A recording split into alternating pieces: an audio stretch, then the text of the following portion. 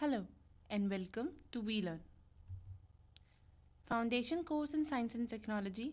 This is session 21, Mind, Body and Psychological Aspects of Behavior. Topics to be covered: mind body quotients, neurons, the human nervous system, CNS and PNS, hormonal system, learning, intelligence quotient, creativity, adolescence, aggressions, and human factor engineering. So, yes, in this session of foundation course of science and technology, we will basically going to understand about what kind of a human mind, what kind of a human body, how human mind is functioning, how human mind gives the signals to the human body, how they perform, and due to that performance, what kind of a psychological aspects comes into the behavior. With the help of that signals, how they learn, how they understand, what are the interest factors of them, what are the lacking factors of them. तो इन सब चीज़ों के बारे में आज इस session के अंदर एक अंडरस्टैंडिंग लेने वाले हैं. सबसे पहले है mind body question. So yes, in India's Veda सबसे पहले एक जब ह्यूमन बॉडी के बारे में कॉन्सेप्ट राइज हुए थे, तो ये एक बिलीव था that human is always consist of atma. That means that person is always have a soul in it. वही सोल कंट्रोल करती है आपके माइंड को. That means the second component is the mind. The third is sense organs. That means चीज़ों को समझने की काबिलियत, senses of organs. And yes, at the end is your body. That means शरीर. सो ये कुछ 4 कंपोनेंट्स होते हैं जो कि फिलोसोफर्स ने डिफाइन किया था when it's comes to the mind and body. But in 19th century, when the scientific aspects are very much high and scientific improvements are there, तो एक new entrance हुई थी या एक new functioning rise हुई थी. This is what कि एक human body है, human body के पास brain है. वो ब्रेन जो कि कहीं ना कहीं आपके नर्व सिस्टम को परफॉर्म करने में हेल्प करता है, उस ब्रेन के पास एक स्पिनल कॉर्ड है. एट द सेम टाइम एक प्रिफेरल नर्व सिस्टम है. So these 3 are main system, that is brain, spinal cord and yes the peripheral nerves. इन तीनों की कनेक्शंस की वजह से, इन तीनों की इंटरैक्शंस की वजह से ब्रेन, और we can say that human body perform कर पाती है, ह्यूमन नर्व सिस्टम परफॉर्म कर पाता है. This is what the functional unit of nerve systems, neutron. ये न्यूट्रॉन के फंक्शनल सिस्टम है. वी कैन सी दैट यहाँ पर 3 हम लोग देख सकते हैं. First is the motor neutron, then sensory neutron, then inter neutron. This is what the kind of neutrons की एक सेल बॉडी होती है, और these are the passing cells. इनके थ्रू एक मैसेज ट्रांसफॉर्म होता है. दे आर बॉडी सेल्स, और ये एक रूट है और जिसके थ्रू एक इलेक्ट्रॉनिक करंट, और वी कैन से दैट कि एक मोशन जो है पास ऑन होता है. So the neutron is basically what functional unit of nerve system. ये एक नर्व सिस्टम का फंक्शनल यूनिट है. It basically receive signals. ये सिग्नल्स को गैदर करता है एक इलेक्ट्रॉनिकल इम्पल्स की तरह, and yes send it to the another impulse जो कि एक्सॉन्स होते हैं. We can all see that कि ये एक इलेक्ट्रॉन्स को गैदर करता है और एक्सॉन्स के थ्रू फर्दर पास ऑन करता है. तो billions of neutral interconnection in the brains allow the complicated actions and produce the learning, memories and intelligence. एक ह्यूमन बीइंग की लर्निंग के लिए, एक ह्यूमन बीइंग की मेमोरी के लिए, एक ह्यूमन बीइंग की इंटेलिजेंस लेवल के लिए इसमें न्यूट्रॉन्स का बहुत बड़ा रोल होता है. Because the billions of uncountable neutral interconnections होते हैं हमारी ब्रेन के अंदर. बहुत सारी कनेक्टिविटीज़ होती हैं हमारे ब्रेन के अंदर जो कि हेल्प करते हैं हमें हर एक्शन को परफॉर्म करने में, हर कॉम्प्लिकेटेड एक्शंस को परफॉर्म करने में. So that means neutron is basically playing a very good role in the functioning unit. When it comes to human nerve system is basically consists with the 3 brains. Brain, we all know it's a center part of nerve system. ये हमारे nerve system का एक center part है. We can say that center piece of nerve system is brain, which is possibly the most organized form of matter known.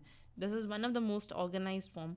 It is unlike any other organs of body, as it alone can receive, handle, analyze information and issue necessary commands. That means ये अकेला ही हमारे body से हमारे पास जो भी informations आती हैं उसे रिसीव करना, उसे हैंडल करना, उसे एनालाइज करना और उसमें से जो नेसेसरी है वो अलग रखना, ये अकेला ये सारे काम करता है. So in that case yes, brain is very much, we can say that, the important and the central part of nerve system. So brain is basically, we can say, divided into, or they have a 3 regions. इसके पास 3 regions होते हैं, 3 areas होते हैं. First is what the forebrain, another is midbrain, third is hindbrain. So when it comes to the nerve system, so yes, forebrain की बात करें तो forebrain is what it is, the center of thought. हमारे thoughts के लिए, सोचने समझने की चीज़ों के लिए, मेमोरी के लिए, याददाश्त के लिए, इंटेलिजेंस लेवल के लिए, वॉलंटरी एक्शंस, यानी कि जब आप किसी तरीके के एक्शंस लेते हो, किसी तरीके की इंटरप्रिटेशंस करनी है, अपने इमोशंस को कंट्रोल करने के लिए, ये सारे फंक्शंस होते हैं जो फोर ब्रेन करता है. मिड ब्रेन एसोसिएट करता है आपके फोर ब्रेन को और हिंड ब्रेन को. सबसे पहले जानते हैं what is hind brain. Hind brain is basically what relay the message between brain and spinal cord. यानी कि हमारे ब्रेन और स्पिनल कॉर्ड के अंदर जो भी मैसेज ट्रांसफॉर्म हो रहा है, उस मैसेज को, कौन सा मैसेज किस तरीके से जाएगा, that comes into the hind brain. तो हिंड ब्रेन और फोर ब्रेन की एक्टिविटीज़ को कंडक्ट करता है mid brain. That means fore brain में ह्यूमन बीइंग सारी अपनी सेंसेस, दैट मीन्स सोचने समझने की शक्ति, एक अंडरस्टैंडिंग लेवल, एक इंटेलिजेंस लेवल, इन सब को जनरेट करता है. जबकि मिड ब्रेन के अंदर वो उनसे रिलेटेड इंफॉर्मेशंस को फिल्टर करता है. वो फिल्टर्ड इंफॉर्मेशन जो है आपके हिंड ब्रेन्स में जाती हैं और वो इन्फॉर्मेशन आपकी स्पिनल कॉर्ड्स में जाती हैं, जो कि आपके एक्शंस को आपकी बॉडी के थ्रू रिप्रेजेंट करती हैं. Right, so that's comes into the 3 main nerve systems and their functions. Another is जहाँ पर हमने ये अंडरस्टैंडिंग ली कि एक ह्यूमन बॉडी में ब्रेन, स्पिनल कॉर्ड और पेरिफेरल नर्व सिस्टम तीनों ही बहुत इंपॉर्टेंट होते हैं और ब्रेन के 3 रीजन्स होते हैं. जो थर्ड रीजन था ब्रेन का, that is hind brain, is linked with the spinal cord. Now, what is spinal cord? Spinal cord is basically carrying the information between brain and peripheral nerve system. Peripheral nerve system is always attached with your senses organs. आपकी hands movement, आपकी legs movement, आपकी eye movement, body movement, ये सब peripheral nerve systems में होता है. आपके brain से signal आ रहा है, that means you have to raise the hand.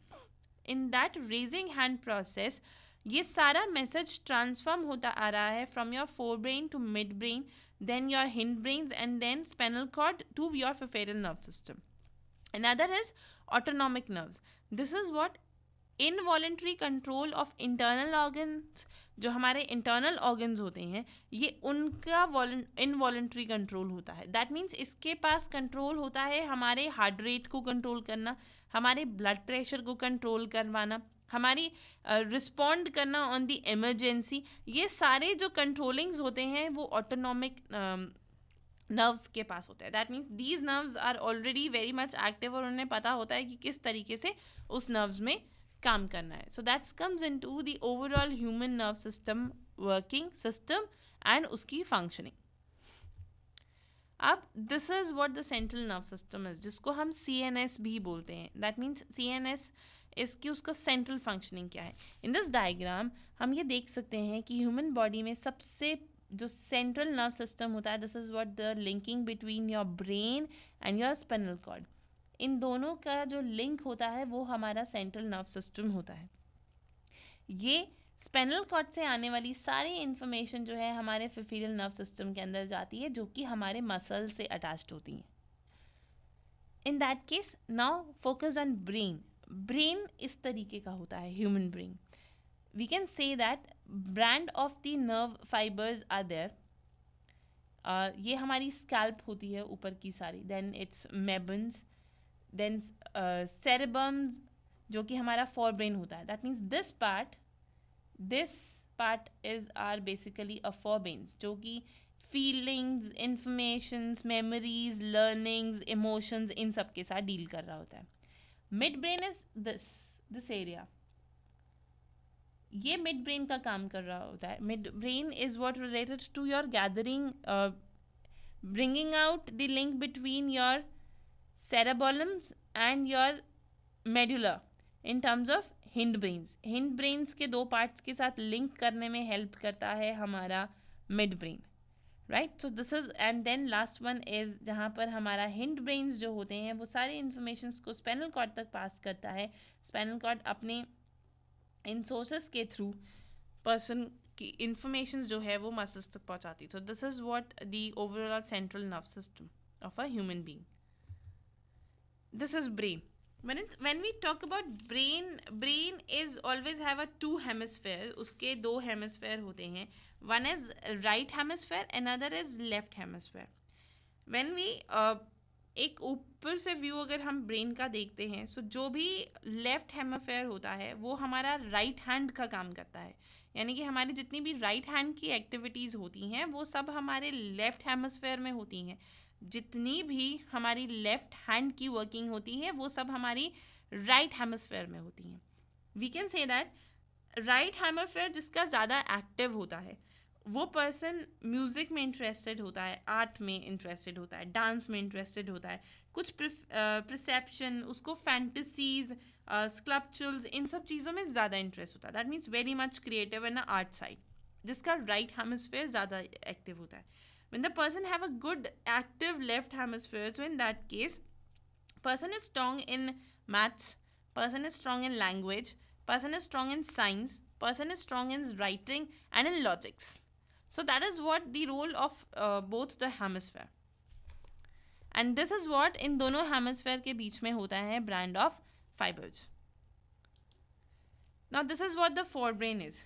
forebrain, as we all know that yes, जो भी हमारे एक internal interest levels होते हैं, it is the largest part of brain. सबसे पहली बात ये हमारे brain का सबसे largest area होता है. And yes, at the same time we can see in the picture that it has motor certain, this is what legs, run, certain hand, face, smell, sensory areas, arms, at the same time speech, hearing, vision. तो ये सारा क्या है हमारा sensory areas. That means motor areas जहाँ पर हम hand movement activities और इन सब एक्टिविटीज़ को परफॉर्म करवाते हैं, आइज़ देखना, इन सब एक्टिविटीज़ को मोटर एरियाज. और सेंसरी एरियाज लाइक बोलना, सुनना, फील करना, सोचना, इमेजिन करना, वो सब हमारे सेंसरी एरियाज में होते हैं. So forebrain is divided into two. One is motor area, another is sensory areas. Then this is what the peripheral nerve system, which is PNS. PNS is again जो हमारी स्पेनल cord जो होती है वो उससे रिलेट होता है. स्पेनल कॉर्ड सीधा हमारे ये लिंक्स हमारे मसल्स को भेजती है. That is what the pain, it's pain respiratory in the skins. At the same time yes, किस तरीके से इसके इंटर न्यूट्रॉन्स होते हैं. दैट मीन्स जो हमने स्टार्टिंग में पढ़े थे, that is billions of neutrons flow in the humans body. तो we can see in this diagram कि येस, वो सारे न्यूट्रॉन्स जो होते हैं वो कहीं ना कहीं ह्यूमन बॉडी के अंदर फ्लो कर रहे होते हैं. So this is what the whole process of the spinal cord as with the circuits. इसको हम लोग इलेक्ट्रॉनिक सर्किट्स बोलते हैं जो कि ह्यूमन बॉडी में मूव ऑन कर रहे होते हैं, या न्यूट्रॉन्स जो मूव ऑन करते हैं. This is what the hormonal system of the human body. These all are internal organs of the human being, जो कि yes कहीं ना कहीं attached होते हैं आपके brain के साथ, right? So that comes into the hormonal systems. Next we were moved, जहाँ पर हमने अब तक एक understanding ली brain की, वहीं पर we were now getting the understanding of the behavior, psychological behavior, और we can say that the functioning of human beings. बहुत ज़्यादा फंक्शनिंग्स होती हैं ह्यूमन बींग्स की, depend on that case. Human being चीज़ों को रिकॉग्नाइज करते हैं, देखते हैं, चीज़ों को समझते हैं, उनसे कुछ सीखते हैं, right. So learning is the first step जो कि ह्यूमन बींग हमेशा करता है. Learning is that permanent change in the behaviour that can take place. That means ये एक वो चेंज है जो आपकी बॉडी में हमेशा और आपके माइंड में हमेशा अकर होगा. जब वो आपके माइंड में अकर होगा सो ऑटोमेटिकली आपके बिहेवियर में शो होगा. Human being from the born stage to the old age, वो अपने पूरे लाइफ साइकिल के अंदर चीज़ों को लर्न करता है, नई नई चीज़ों को सीखता है, अडॉप्ट करता है और अपने बिहेवियर में लेकर आता है. So learning is one of the very much, और we can say that very important process, जो कि कहीं ना कहीं रिलेट होता है हमारे ब्रेन से, और उसकी एक्टिविटी शो करती हैं outer performance of a human being. Human being outerly कैसा परफॉर्म कर रहा है, सोसाइटी में कैसा परफॉर्म कर रहा है, वो उसकी लर्निंग एक्टिविटी से भी दिखता है. So through the training we can say that कि लर्निंग हो सकती है ट्रेनिंग के through, where gives a stimulus produce responses, जहाँ पर learning is always a relationship between stimuli and responses. यानी कि stimuli is a certain kind of forces जो आपके रिस्पॉन्स को प्रोड्यूस करते हैं, यानी कि आप किस तरीके से सिचुएशन पर रिएक्ट करेंगे. आपने बहुत सी चीज़ें लर्न की होंगी तो उसी तरीके से आप सिचुएशन में रिस्पॉन्ड करते हैं. If you respond badly, that means you learned something bad. At the same time, if you respond very smartly, that means you learned the things how to handle. So ये different different learnings होती हैं जिससे different different responses निकल कर आते हैं, because stimuli उस तरीके की होती है, force उस तरीके का होता है. At the same time, जब responses होते हैं तो उसी हिसाब से rewards भी होते हैं और punishments भी होते हैं. दैट मीन्स कि एक सिचुएशन के हिसाब से ये पता लगता है that person will going to be rewarded और punished. At the same time through this cognitive learning that involves memory, reasoning, analysis and synthesis. And yes at the same time इसी रिवॉर्ड और पनिशमेंट पे depend होता है cognitive. Cognitive is what the internal understanding of the human being, यानी कि internally वो अपने different different situation से, वो अब डिफरेंट पीपल्स की नॉलेज से वो क्या चीज़ों को लेता है और उससे अपनी क्या अंडरस्टैंडिंग बनाता है, वो कॉग्निटिव होती है. That means internal understanding of an human being. So cognitive development is basically very much important. So learning, अब हमें समझ में आ रहा है कि लर्निंग एक बहुत इंपॉर्टेंट होता है, क्योंकि लर्निंग हमारे एक बिहेवियर को बनाता है, आज के बिहेवियर को भी और आने वाले बिहेवियर को भी. So it is always required from a person side कि उसे हमेशा एक गुड लर्निंग्स मिले. Then it's comes the intelligence quotient. Intelligence quotient is what the IQ. एक every human being have a different kinds of IQ. IQ is what the intelligence test of the human being, कि human being कितना intelligent है. इसको test करने का तरीका होता है that MA divided by CA into 100. Now what is MA? MA is basically a mental as, कि एक ह्यूमन बीइंग मेंटल एज उसकी कितनी है और उसकी कॉनोलॉजिकल एज कितनी है. That means if the person have a mental age of 25 years, at the same time person की chronological, that means MA is what the mental age. अगर क्रोनोलॉजिकल एज की बात करें तो देखने में physically that person have a 25 years of age, but उसकी mental understanding और उसकी जो मेंटल एज है, और वी कैन से दैट कि उसकी नॉलेज जो है, उसका अंडरस्टैंडिंग लेवल जो है, उसका लर्निंग लेवल जो है वो बहुत हाई है, यानी कि that person is behaving like an a 30 years person. So in that case 30 divide by 25 into में 100, that comes the IQ of that person. So IQ is what the cognitive development, performance in the cognitive development, which is basically shows your IQ. Now creativity. Creativity is basically the ability of original thinking is measured in the terms of creativity of an individual. Creativity वो होता है जहाँ पर person किसी तरीके के new ideas, novel ideas या original thinking को generate करता है. Original thinking is कि वो thinking कहीं से ली नहीं गई है, वो originally आप ही ने बनाई है या आप ही की सोच है. So every person have a certain kind of a creativity, but the need is to understand them and to improve them. So the ability to come up with the novel ideas is not entirely based on the reasoning. ये सिर्फ reasoning पर base नहीं होता, because reasoning which lead every person to tread the same path and reach the same conclusions. So reasoning हमेशा आपको same conclusion और same path पे ला के देगी, but when it's comes to creativity it's never be on the reasoning. It is with the different ideas, with the novel ideas. So one has to go beyond the reasonings to state a new idea. So एक नए ideas को कभी भी state करने के लिए या original thinking को लाने के लिए बहुत ज़रूरी होता है जब एक person किसी तरीके की reasoning से ऊपर उठता है. That means human being lives in a society, और सोसाइटी के लिविंग के लिए उसके हर फंक्शंस की कोई ना कोई रीजनिंग्स होंगी. सो जब उन रीजनिंग्स को हटाकर जब वो एक अपनी खुद की सोच और एक न्यू आइडियाज़ को लेकर आता है, so that is creativity. So imagination is one of the important role, या ये कह लिया जाए कि इमेजिनेशन एक सोर्स है जिसके थ्रू एक ह्यूमन बीइंग जो है क्रिएटिव हो सकता है. Then adolescence, yes, it's a period that bridge up the gap between childhood and adulthood. Adulthood और चाइल्डहुड के बीच का जो पीरियड होता है, यानी कि 12 साल से 18 साल के बीच का जो पीरियड होता है, वो एडोलेसेंट होता है. एडोलेसेंट बहुत ही क्रिटिकल स्टेज होती है एक ह्यूमन बीइंग के लिए, क्योंकि हर तरह से उसकी ग्रोथ हो रही होती है, mental growth, physical growth. So that growth leads to the certain kind of factors. आपके एडोलेसेंट अगर एक सही तरीके से हो रही है, ग्रोथ एक सही तरीके से हो रही है, नई नई चीज़ें आप सीख रहे हो और वो भी सही चीज़ें सीख रहे हो, you were creating your good understanding, तो उस केस में it could be a very smooth period. but अगर ऐसा नहीं होता है तो in that case, so in that case aggressions would be resulted, the frustrations would be resulted. so in that, this is what the adolescent, जो कि एक बहुत ही sensitive period होता है हर childhood का, and it is required to be take cared by parents very smartly. The next is what the aggression. Aggression is again a kind of a behavior which a person have.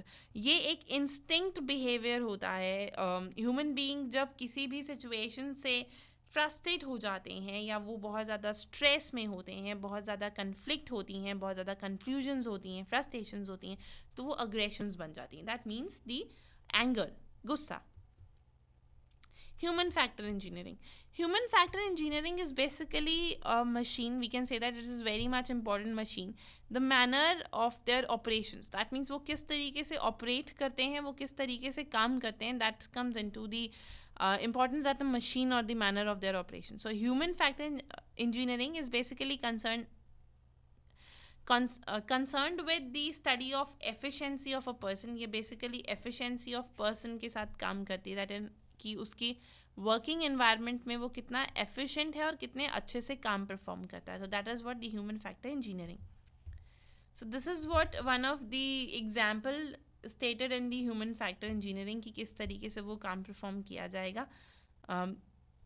Then the experiments with the men in space. Yes, there are many kind of an experiment occurs in with the men in space, and this is what the possibility of space travel, जो कि we all know that yes, space travels होते हैं जिसके अंदर कुछ ग्रेविटीज़, कुछ हमारे pressures होते हैं, कुछ सेंसेशंस एंड कम्युनिकेशंस अकर्स होती हैं. तो किस तरीके से वो परफॉर्म होती हैं, that will be the experiment which is explained in that slide. So there are yes few questions which you have to do it yourself. First is, people who suffer damages to the cerebral hemisphere are mentally impaired but alive. So people who suffer the damages to the brain stem, especially in the medulla, almost always die within a short time. What aspect of a brain functioning do you think accounts for this difference? किस तरीके की problem जो है यहाँ पर अकर होती है अगर हमारे वो सिस्टम्स ब्रेन के सही से काम नहीं करते तो. And then other is, what are the three main factors that affect the psychological stabilities of the astronaut in the space? Space के अंदर किस तरीके के 3 main factors जो हैं वो हमें ध्यान में रखने चाहिए. So that 3 main factors is pressure, gravities, communication and sensations. So हमारे senses जो हैं वो उन्हें कंट्रोल में रखना and maintain that pressure on the body, on the mind.